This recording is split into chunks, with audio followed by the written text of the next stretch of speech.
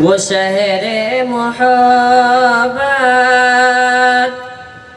وہ شہر محبت جہاں مصطفیٰ ہے، وہیں گھر بنانے کو دل چاہتا ہے۔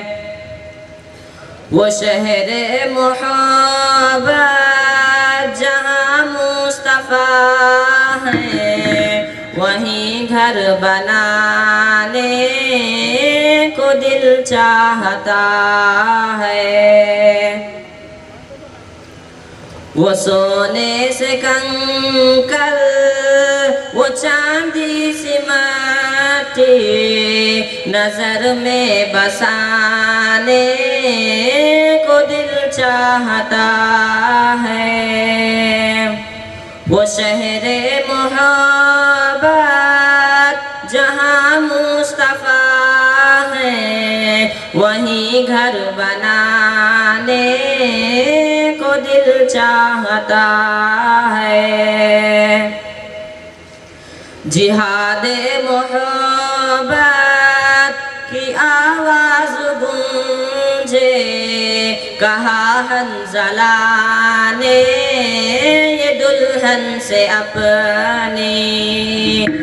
جہاد محبت کی آواز گونجے، کہا حنظلہ نے یہ دلہن سے اپنی۔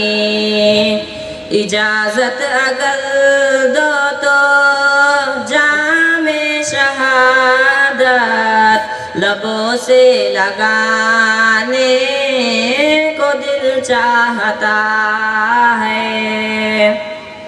وہ شہر محبت جہاں مصطفیٰ ہے، وہیں گھر بنانے کو دل چاہتا ہے۔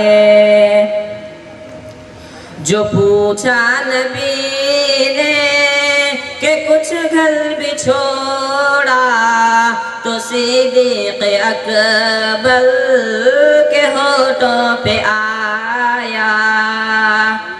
جو پوچھا نبی نے کہ کچھ گھر بھی چھوڑا، تو صدیق اکبر کے ہونٹوں پہ آیا۔ وہاں مال و دولت کی کیا ہے حقیقت، جہاں دل لٹانے کو دل چاہتا ہے۔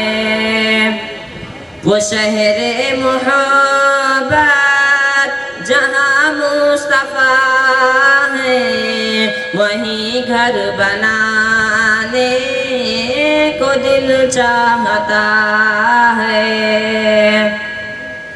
وہ سونے سے کنکر، وہ چاندی سی مٹی نظر میں بسانے کو دل چاہتا ہے۔ ستاروں سے یہ چاند کہتا تھا ہر دم، تمہیں کیا پتا ہے وہ ٹکڑوں کا عالم۔ ستاروں سے یہ چاند کہتا تھا ہر دم، تمہیں کیا پتا ہے وہ ٹکڑوں کا عالم۔ اشارے میں آقا کے اتنا مزہ تھا کہ پھر ٹوٹ جانے کو دل چاہتا ہے۔ وہ شہر محبت جہاں مصطفیٰ ہے، وہیں گھر بنانے کو دل چاہتا ہے۔ وہ ننھا سا اصغر، وہ ایڑی رگڑ کر یہی کہہ رہا ہے، وہ خیمے میں رو کر۔ وہ ننھا سا اصغر وہ ایڑی رگڑ کر یہی کہہ رہا ہے وہ خیمے میں رو کر، اے بابا میں پانی کا پیاسا نہیں ہوں، میرا سر کٹانے کو دل چاہتا ہے۔ وہ شہر محبت جہاں مصطفیٰ ہے، وہیں گھر بنانے کو دل چاہتا ہے۔ الحمدللہ رب العالمین، والصلاة والسلام على سید الانبیاء والمرسلین وعلى آلہ واصحابہ اجمعین۔ قال اللہ تبارک وتعالی فی القرآن المجید والفرقان الحمید۔ فاعوذ باللہ من الشیطان الرجیم، بسم اللہ الرحمن الرحیم۔ إنا نحن نزلنا الذكر وإنا له لحافظون۔ وقال رسول الله صلى الله عليه وسلم خيركم من تعلم القرآن وعلمه۔ الہی رونق اسلام کے سامان پیدا کر، الہی رونق اسلام کے سامان پیدا کر، دلوں میں مومنوں کے الفت قرآن پیدا کر۔ نسیم صبح امن و عافیات ہر سو پکار آئی، نسیم صبح امن و عافیات ہر سو پکار آئی، مبارک ہو کہ اب گلشن میں قرآنی بہار آئی۔ قابل قدر جناب صدر، حضرات اساتذہ اکرام اور مہمانان خصوصی اور میرے عزیز دوستو، بندہ اس نورانی محفل میں قرآن کریم کی اہمیت پر روشنی ڈالنا چاہتا ہے۔ آپ سے مؤدبانہ گزارش ہے کہ میری معروضات کو غور سے سنیں۔ میرے محترم ساتھیوں، قرآن پاک و مقدس کتاب ہے جس سے ایمانی افکار اور اخلاقی قدروں کے پھول کھل جاتے ہیں۔ قرآن کریم جو سر چشم رشد و ہدایت، منبع اسرار، حکم خزینہ رحمت و برکت، مرکز فلاح و نجاح ہے۔ اللہ تعالیٰ نے اپنے مبارک کلام کو رسول اکرم صلی اللہ علیہ وسلم کے ذات گرامی پر نازل فرمایا، جو خود حافظ تھے اور حفظ قرآن کی تعلیم کو پسند فرماتے تھے۔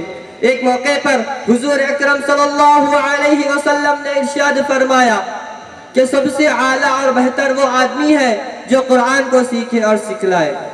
حضرات، اپنے مقدس کلام کی حفاظت کا وعدہ خود رب العالمین نے لیا ہے، چنانچہ ارشاد ہے اِنَّا نَحْنُ نَزَّلْنَا الذِّكْرَ وَإِنَّا لَهُ لَحَافِظُونَ۔ اللہ تعالیٰ نے اپنے اس قول کی تائید اس طرح فرمائی کہ چھوٹے چھوٹے بچوں کے نازک سینوں میں اپنے کتاب مقدس کو محفوظ فرما دیا۔ تاریخ شاید ہے کہ حفاظ اکرام نے الفاظ قرآن کی حفاظت فرمائی، قرہ حضرات نے اس کے لب و لہج کو محفوظ رکھا، کاتبوں نے رسم الخط کا لحاظ رکھا، مفسرین و مجتہدین نے مفہوم و معنی کو صحیح رنگ میں پیش فرمایا، اور ہر زمانے کے اہل ہوس اور تلبسات سے بچایا۔ غرض یہ کہ ہر زمانے میں ہر فن کے ماہرین نے اپنی اپنی نوعیت سے قرآن کی حفاظت فرمائی، اور مدارس اسلامیہ نے تمام علوم قرآن کی حفاظت فرمائی۔ یہ تمامی حضرات اپنی اپنی نوعیت کے حساب سے قرآن کے محافظ ہیں، مگر الفاظ قرآن رٹنے اور یاد کرنے والے ہی کو حافظ کے مبارک لقب سے ملقب و مشہور کیا گیا۔ اس لیے کہ جب اللہ تعالیٰ کا پیغام حضرت جبرائیل علیہ السلام تاجدار مدینہ جناب محمد رسول اللہ صلی اللہ علیہ وسلم پر لے کر آتے تھے تو آپ جلدی جلدی پڑھنے لگتے تھے، تو اللہ تعالیٰ نے فرمایا ان علینا جمعہ و قرآن، کہ قرآن کریم کا سینے میں جمع کر دینا اور پڑھوا دینا یہ ہماری ذمہ داری ہے۔ وآخر دعوانا الحمدللہ۔